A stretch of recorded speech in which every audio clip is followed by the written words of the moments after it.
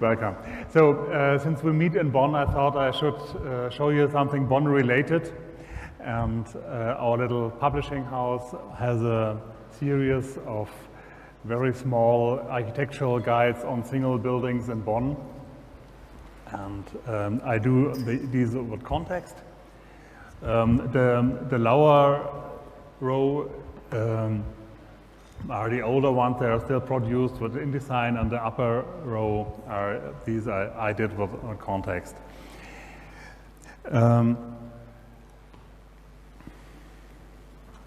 Yeah, it's a bit embarrassing to have an introductory page as this is the only one here, but there's some interesting stories hidden here. My two colleagues, my co-founders of the publishing house, studied German literature in Bonn. I had no connections to Bonn at all. We didn't meet in Bonn, but in Bishkek, in the capital of Kyrgyzstan, where our wives worked in development aid. And I met Benedikt Viertelhaus there, and we decided to make a architectural guide about the very interesting buildings in Bishkek, mostly Soviet modernism. So we learned we can work together and we can make books together. So we decided to found a publishing house. And we took over 3 projects from their university times. That is the magazine on German literature, Kritische Ausgabe, Critical Edition. That's the latest issue. The architectural guides and a book series on German literature. So these little guides are not written by us, but by a group of mostly historians from Bonn University. They started in 2014 when when there was an action group that tried to preserve Beethovenhalle, the big concert hall, from being teared down. And that's also the reason for some of the other architectural guides, that some of the buildings were endangered, and they wrote against tearing down everything that didn't look like the city government wanted to. So some of the architectural guides are founded by action groups, and Building Culture Workshop is also giving guided tours and doing exhibitions and some things like that.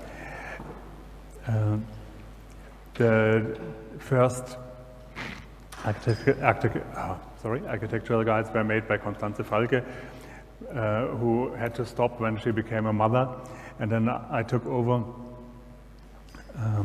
and remade the very simple layout in ConTeXt.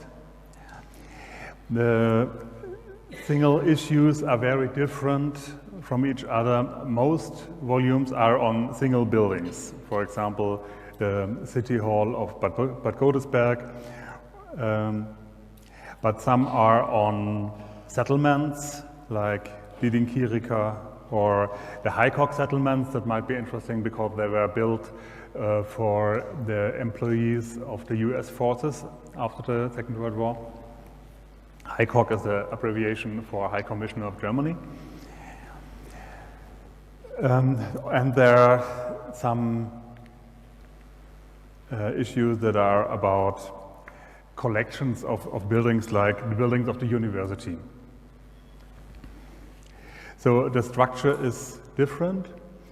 Also, some of the issues were written by single authors, others by working groups, with articles about different aspects of the buildings. For example, in a church guide, we have someone writing about the bells and about the organ and so on. But most are written by only one author. But it means that the structure and the table of contents is a bit different for every issue. No? Next one. Doesn't work. No. while, yeah, the architectural guides are mostly historically oriented. So all the cover images are black and white, even if the contents are often colorful pictures. I always try to find an image that goes over back and front, but you need to find a landscape image that has the important part on the right side, and that's not always possible. Then I have to glue something together, like here or there. My setup only takes one image for the cover. I could have made it different, but it's like it is. We have a limited variation of image placement. I have here double spread images. I have one full page images, and I have kind of half page images. And that's it. It makes the layout quite simple. But all the images are going to the borders of the page. That means they need bleed, they need to go over the border a bit, so that they don't get white stripes after cutting. We have also maps. That's an interesting issue. I use OpenStreetMap data, and I started to work like this for the Bishkek guide. That has a lot of maps that show the locations of all the images, of all the buildings where we have descriptions. And for the Bonn guides, we have city maps where the buildings, the location of the buildings are marked. And I made one very big, I think A2 map of all the buildings that are mentioned in the guides. And you have the number of the guide where the building appears. The 11th, for example, are all buildings of the university.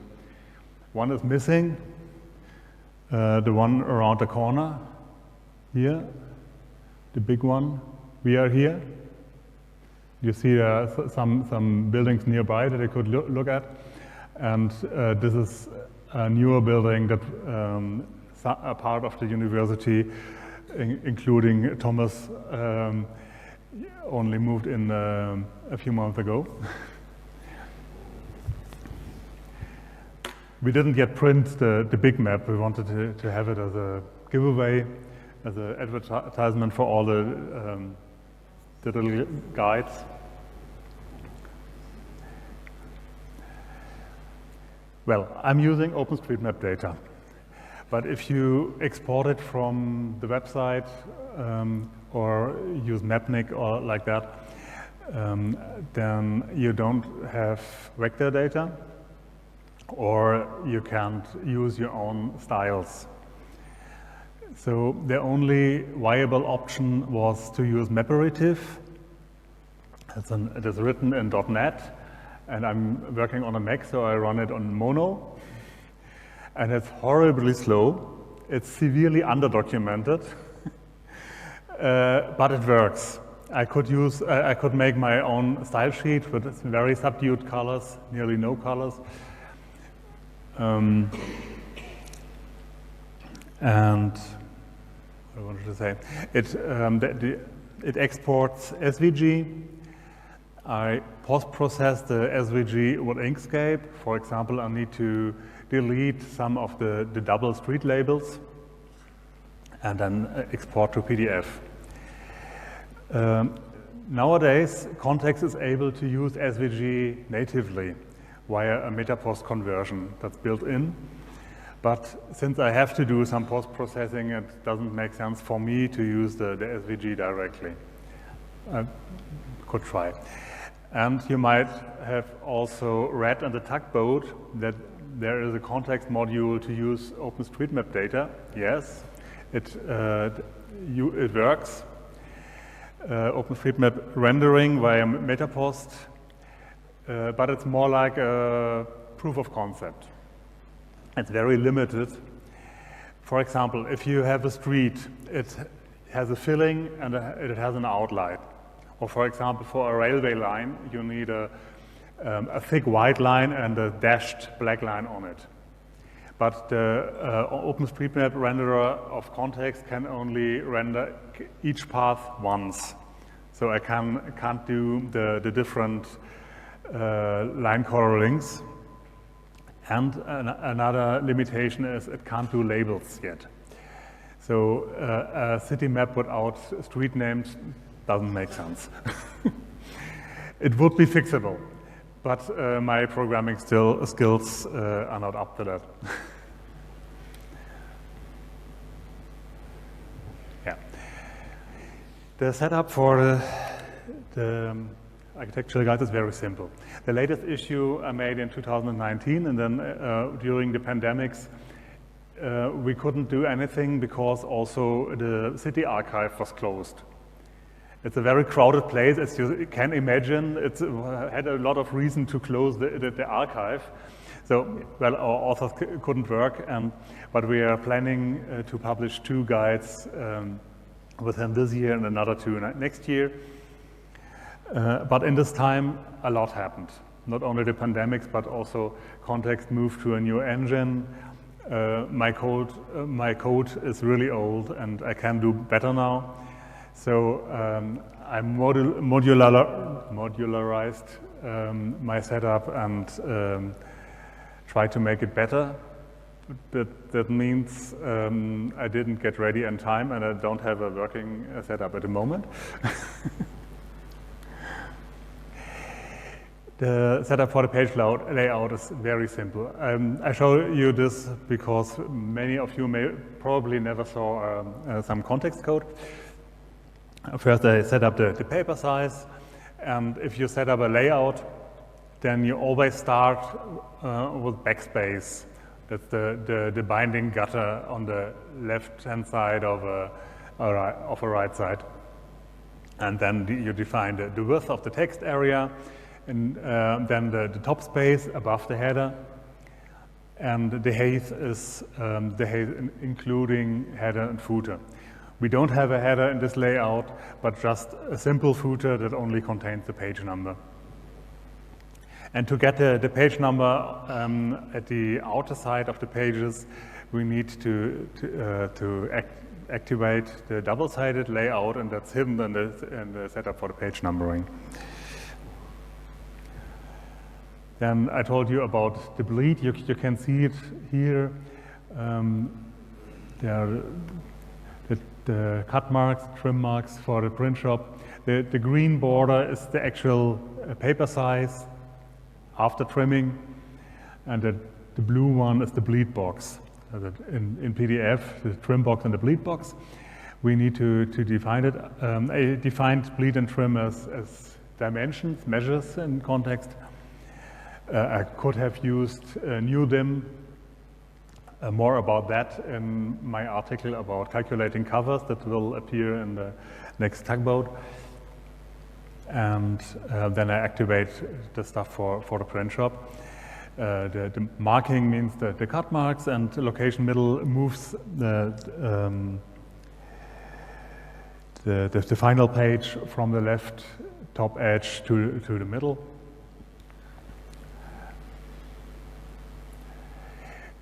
If you would look at a PDF that is text like this, you wouldn't be able to find the trim box and cut box and bleed box, because you need to activate it with this a bit obscure option. Setup interaction screen is meant for PDF viewer settings, and the width and height options activate definition of the trim box and the bleed box in the PDF. Yeah, but it wouldn't work because we only defined a simple paper size. But we need also to define the sheet size.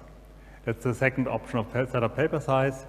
The keyword oversize adds 7.5 millimeters.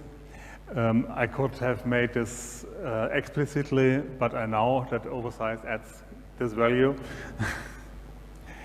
And so we actually get a PDF page size like the black box here.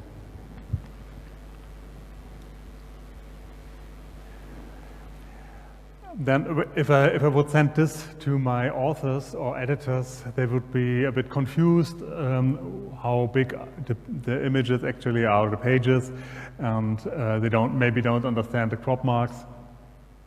So I define two different modes, print mode and not print mode, actually just one mode. If I don't activate, oops, wrong one. If I don't activate the print mode, then I have the simple paper size. I set a lower resolution. I will come back to that. And I activate the interaction, that means the linking of the table of contents. We hardly have other references in the guides at all, but yeah, it's like I usually work. And I also activate a conversion to a lower resolution for the images to decrease the size of the PDFs. And in print mode, we have the bigger, the sheet size defined, a higher resolution. 200 dpi is good enough for printing, even if everyone tells you need 300.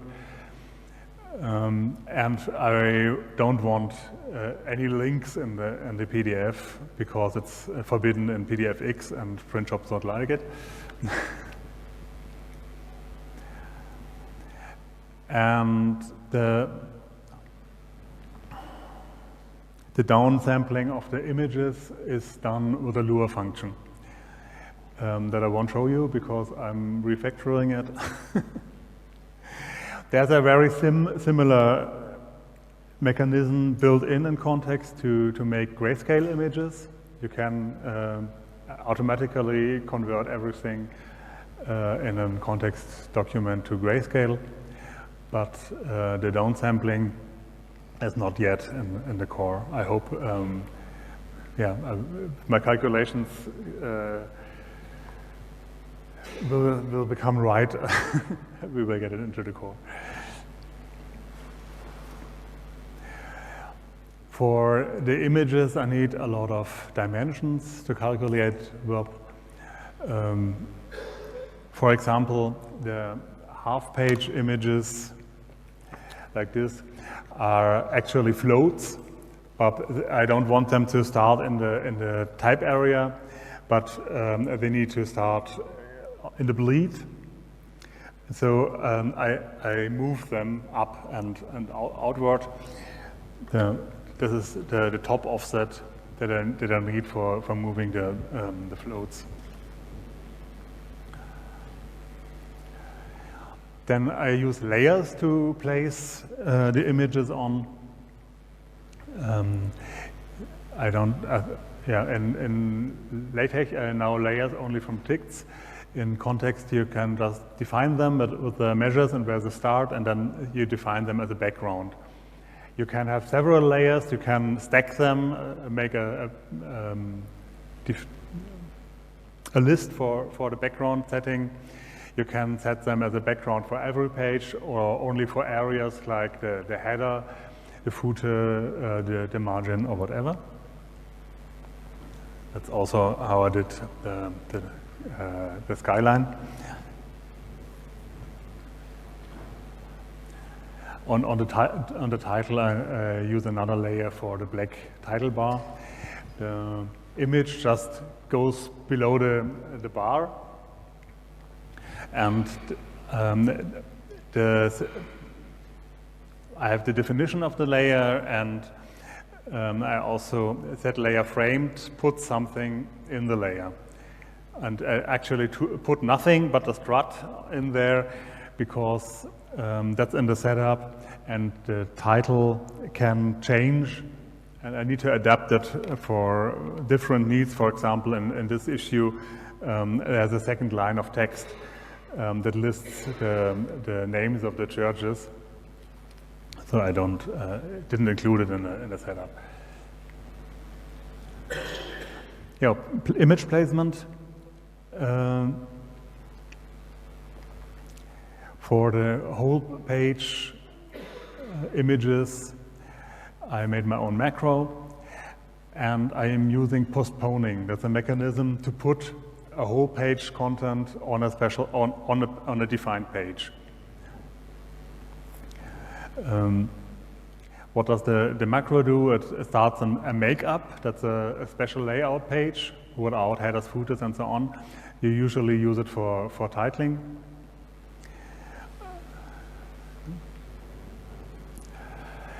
And the placement code defines if the width or the height is the leading dimension for scaling. And it also places the caption within the image. I will show you an example of that later. The double page looks the same. It splits the image in the left and the right half and puts the half of the image on the left or right page.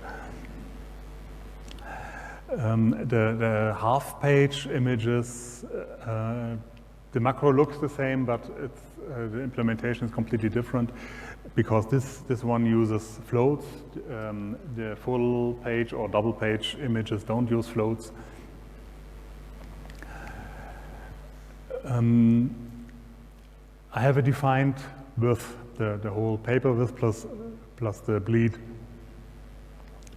But since I'm working in grid mode, it means all the lines are on the same line grid on all the pages. Also, the images must sit on the grid lines. And then I have a discrete set of possible haze options.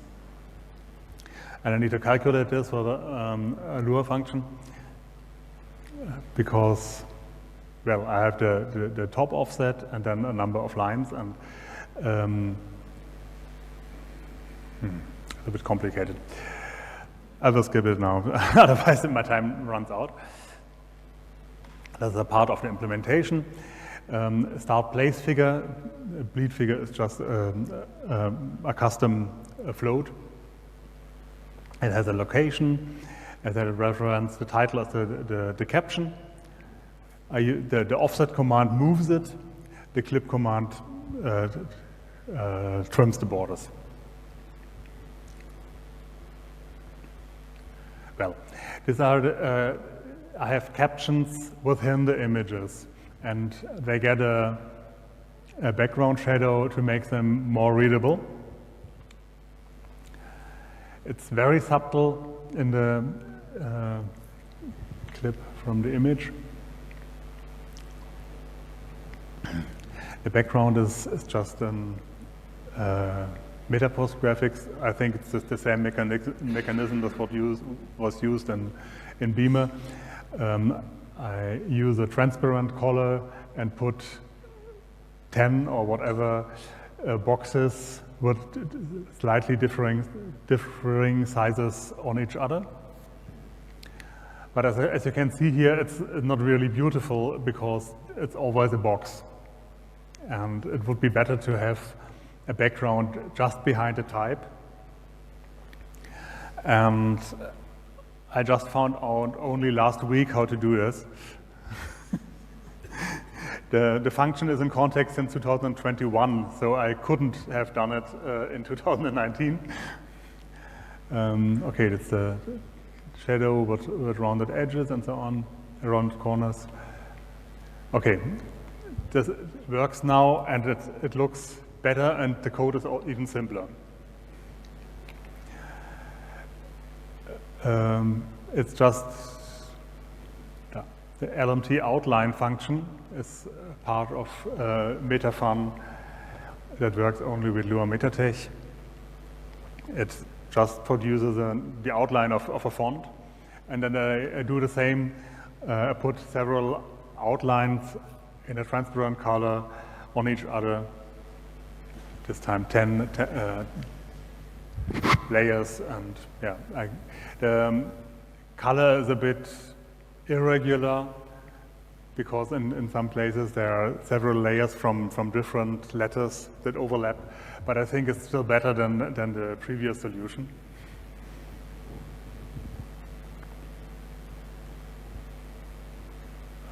And finally, I put the text in white on top because it wouldn't work otherwise.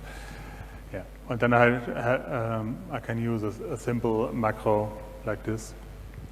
By the way, start text definition is a fancy kind to say def or define. You can also use named parameters with that. Yeah, that's it. That's the end is also an application of the LMT outline function filled with an LMT Poisson pattern. Yeah, we were playing around with the possibilities on the mailing list last week. Are there questions?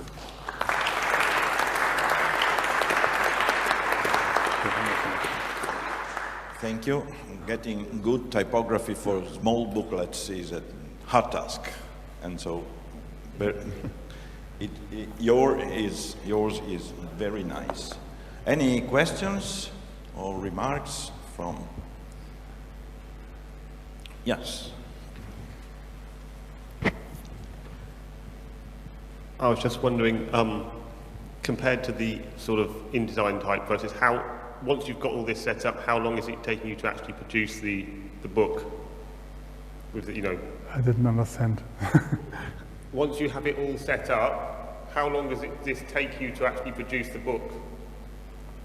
Is it better or worse than InDesign in time? The question is about I'm hard of hearing. So the question is about, is it longer to get this typesetting with ConTeXt or with InDesign? Hard to tell. You spend the time on in different places. If you do something with tech, the basic typesetting is very quick, but you need hours if you want to place a float in a special place. In InDesign, you can place an image, but you need hours to correct the typesetting. Sometimes. This was made in InDesign, and it wouldn't be possible in tech because it's too individual. I think I'm after some of the guides, I got quite quick. But if you only make one publication, the setup needs a lot of time. Thank you. Any other question? So, if not, we can thank our speaker. Thank you.